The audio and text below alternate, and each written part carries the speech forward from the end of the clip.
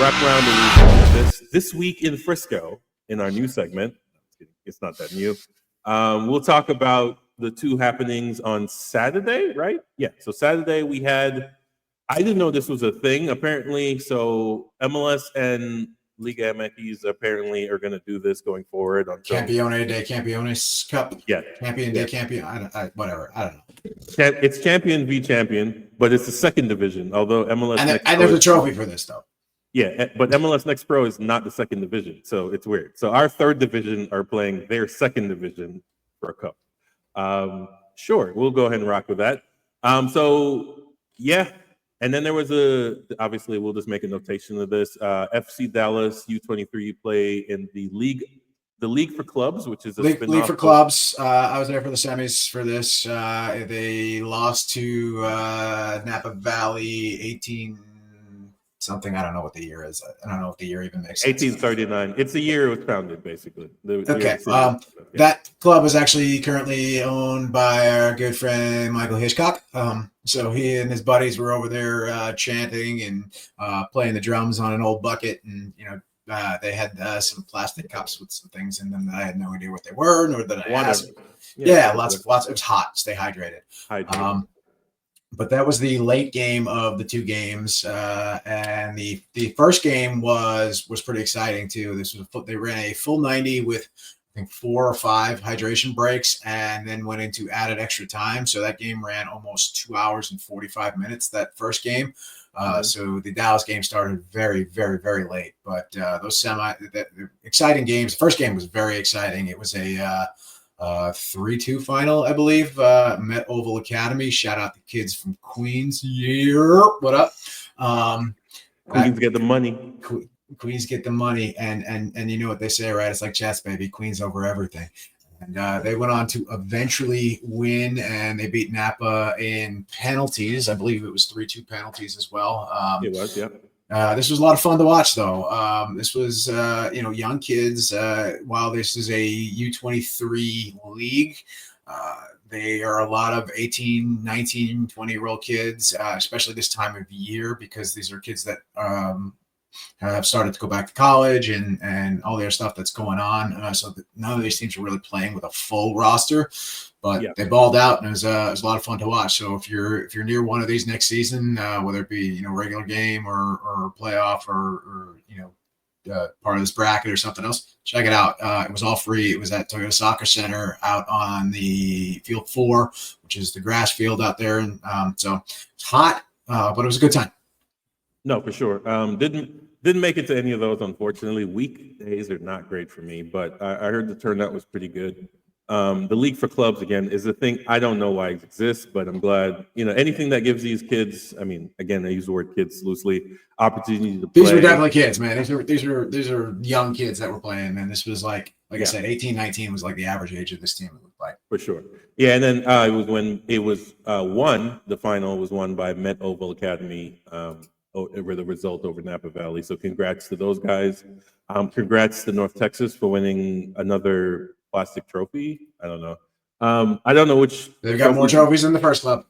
That's a fact. They got a USL 1 trophy, MLS Next Pro trophy, and we're still on 2 Open Cups, which is pretty awesome. I'm not gonna, dogpile on 2 Open Cups. That's pretty awesome. But we only have 1 MLS Cup appearance, and that's not great. We can talk about this. We should have won. We basically set down half of FC Dallas. Only 1 regular starter, I guess, and 1 guy on the outskirts. How about Siki making his next pro debut? Yeah, I think Siki's done. I think Siki. I mean, he's an option player. He's year-to-year option. I think they're going to let him go. I think he's going to make a great USL Championship player if he decides to stay in America. He's got. So here's the thing I didn't know. Apparently, he has 18 goals for FC Dallas. So I'm like, oh shit, I did not. I love the kid, but I did not know he produced that much. Now I think only 5 of them are in league play. Most of them are in Open Cup, which is it is what it is. From the play, I watched this game. He's not. MLS Next Pro is too low a level for that guy, right? He's just too good. Him and Petrino were just like we're beyond this, and there's not really. This is the problem I have with MLS Next Pro. It's just too low a level for like guys to jump from that level to the pros. Like, and if you do, going back is an insult. But shout out to those guys.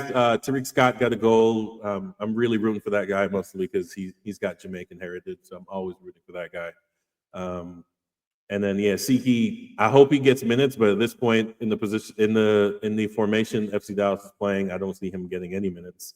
So I hope they let the kid go and don't hold him up so he can go maybe go back to South Africa, get a league first division start. So I don't know what it is. He's had some great moments and some flashes here. It's just not adding up, and I don't really know why. And he's one that there's some players who just put him in the field and they're great, and there are other players who have to play into it. Right? He's not a player you can put on for 10 minutes. He needs 60 to get into the flow of the game. So that's when he was in the beginning of the season, when he was getting 60, he was doing fine. It's when we try to throw him in like, oh, we need 15 minutes of play, and I'm like, he might not even touch the ball in 15 minutes. Like I don't, some subs don't. Putting a player on with 15 minutes left only makes sense if it's a defensive thing, because in 15 minutes you might not touch the ball, right? So but again, I'm a big fan of the kid.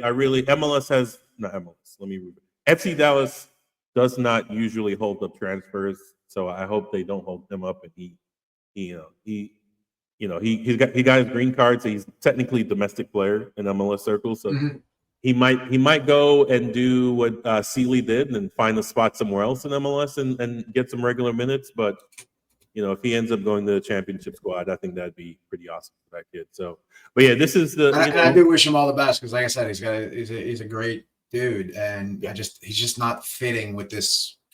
I'll be honest with you. I think maybe if Lucho's not here, we see a little bit more of him this season too. No, I mean, so the problem is that his immediate replacement is Delgado, and we think more highly of Delgado than Siki, unfortunately. I don't really think that high of Delgado, but some people do. Again, not a knock on the dude himself. I just don't think he gels with this group, and I don't think he is. We haven't seen as much attacking out of him as I think we should, but also, they've been playing him back and forth at the 6 and moving him around and trying to play him at the wing. And I think Delgado would actually make a great winger if they were to put him in that development plan. Yeah, true. But yeah, these are just, a couple of lower division news. And while we're on the subject, what else we got? We'll go ahead